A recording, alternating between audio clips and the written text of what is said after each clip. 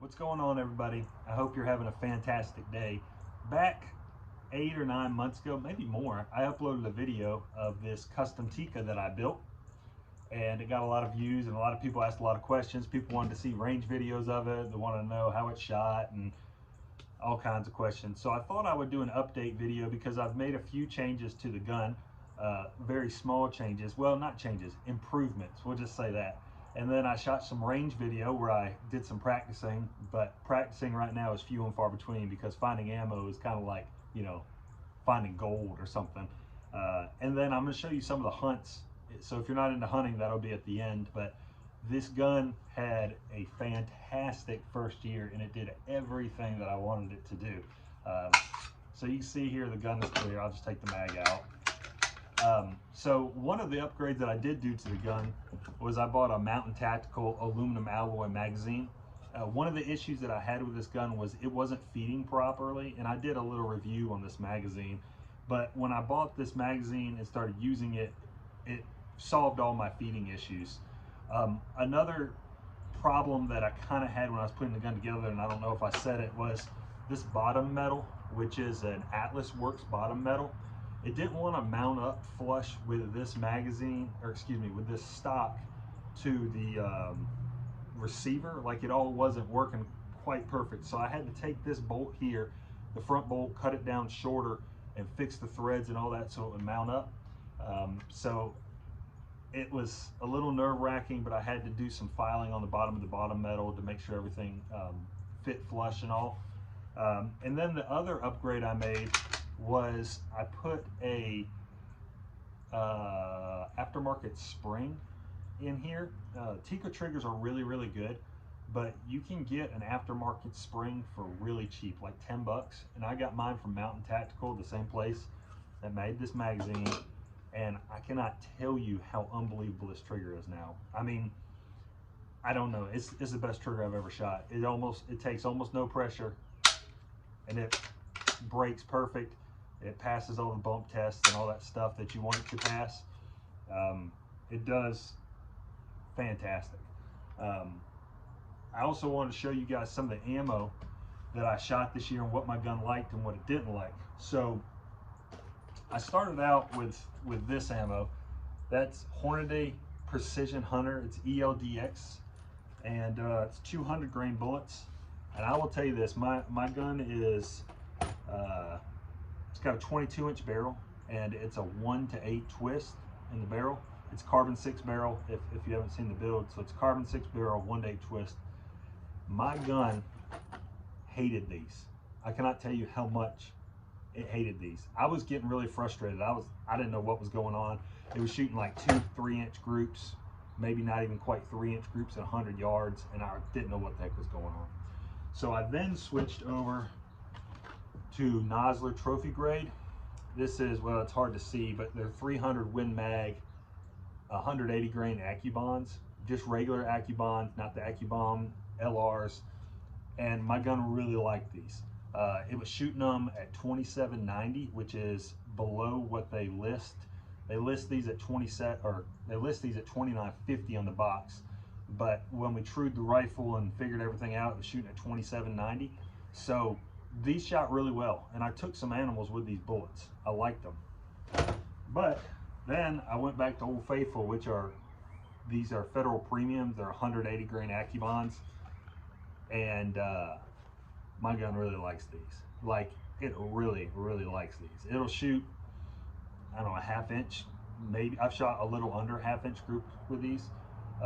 You'll see in the video at the end that my last 2 shots of the day on the range that you're going to see in this video were at 800 yards, and it was a 4-inch group. 2 shots 4 inches apart, right in the middle of the plate. So my gun really likes these. Now, because ammo is so hard to find, I've placed some back orders on some stuff, and I'm planning on reloading 200 grain AccuBonds whenever I can get them. Not the LRs, just the regular 200 grain AccuBonds. And I built this gun to shoot 200 grain bullets. I just haven't, like I said, it didn't like those ELDXs, and I haven't been able to get the stuff to reload. So these are what it likes the best. And the velocity on these, these say on the backs 2960, and I think my gun's shooting them at 28 2860 or 2870 or somewhere in the mid to high 2800s, which is pretty good. It works. They work really well. I can't tell you how much I love AccuBonds. Pretty much every animal I've taken in the past 5 years, including like all my Western hunting, has been with AccuBonds. And if it ain't broke, don't fix it. So just in case you haven't seen the first video, go back and watch. I go into more detail. It's got a fluted bolt. This is a loopholed VX5 3 to 15 by 44, 22-inch carbon fiber or carbon 6 carbon fiber barrel. This is a carbon fiber stock from Mesa Precision Arms that I ordered through Red Hawk Rifles, and it's got a DNZ mount. I believe this is a medium height mount. The gun is a hammer. It shoots so well. So here in just a second, I'm going to put a couple clips in of shooting at the range, and then I'm also going to put 3 clips, hunting clips in. So this year I took this gun to Colorado on a mule deer hunt. I shot a mule deer in an avalanche shoot at 530 yards, dropped him. I took this gun to New Mexico on an elk hunt. I shot a 6x6 bull at 570 yards, dropped him. And I shot a 8-point whitetail here in South Carolina up in the mountains on public land, and that was a close shot. That was like 60 yards, and he actually ran 20 yards. He's the only animal that ran, but the gun worked flawlessly. I cannot tell you how great this gun is, and I just didn't. These custom builds like this cost so much if you go through a gun company, and there's nothing wrong with that. It's just they can be $8, $10, $12 plus $1,000, and this gun was so much less than that. So now I'm going to put those clips in of shooting at the range and the hunting clips, and just to give you guys an idea how the gun worked. Good? Yep.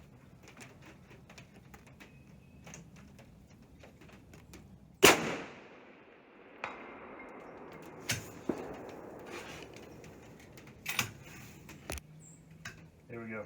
800.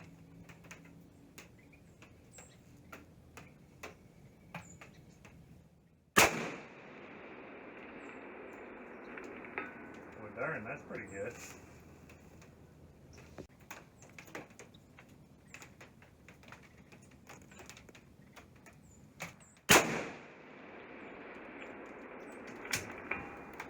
I'm not really too mad about that. So guys, here's the 800 that I just shot at, and I'm guessing that's probably about 4 inches. So I can't really complain too much about that. And we were shooting from, well, you can't even see it, all the way up there. So I'm ready to go, head out west. And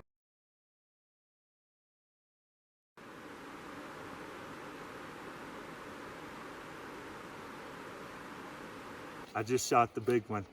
He's been going in and out of the woods. And there are 3 bucks, one of them velvet, and one was a big 3-point and the big 4x4. And he finally came out. And we've been watching him since daylight. Went in the woods, came out of the woods. Went in the woods, came out of the woods. And I could have shot the other 2 about 5 times.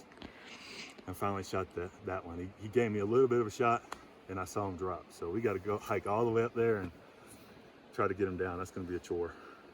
Guys, look at the size of this buck. Oh my gosh. I knew he was big.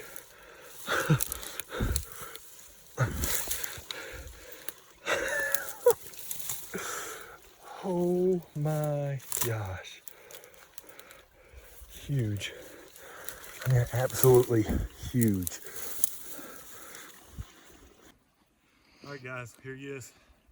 It's my 2020 early season Colorado buck, and it's pretty nice. He's not that wide, but he's real tall. I'm guessing these back tines are probably 15 or more. I hit him a little high, but I still got lungs and enough to make him drop, so pretty happy. We got to work on breaking him down.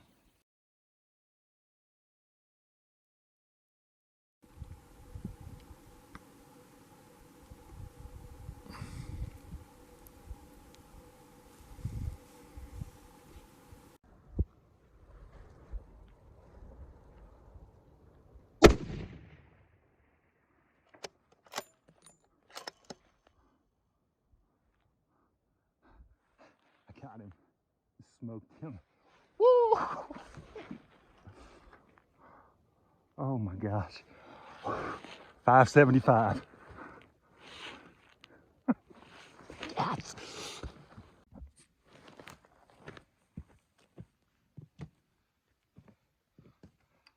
Well, guys, here he is. It's my 2020 New Mexico bull, and I'm happy. I love New Mexico. Awesome.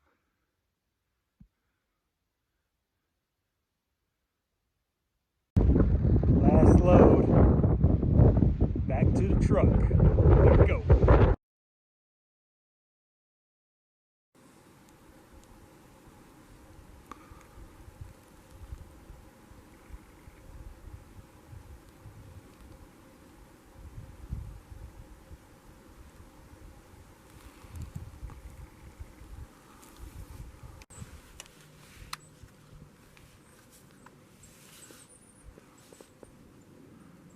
Meh.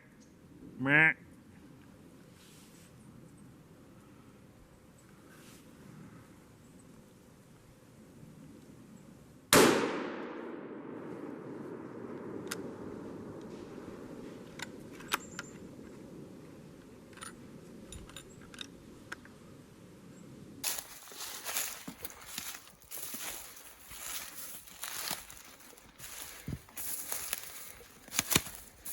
Just a tight racked 8-point.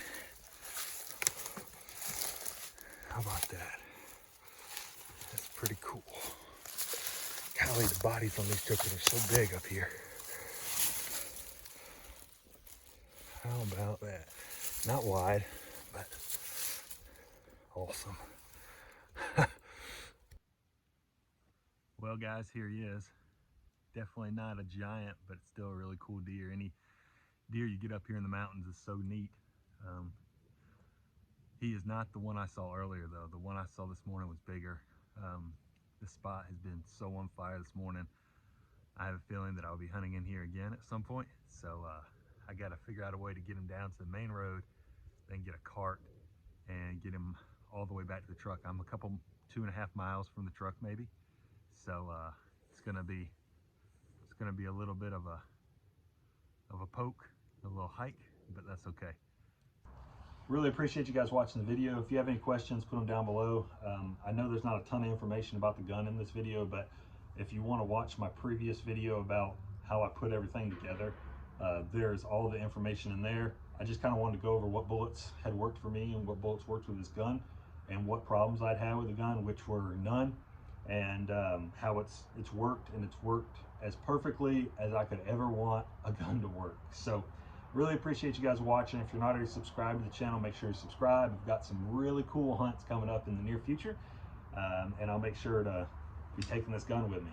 I know in a couple months here it's going to Idaho to hopefully shoot a spring bear, so I'm pretty excited about that. Really appreciate you guys watching. I'll see you next time.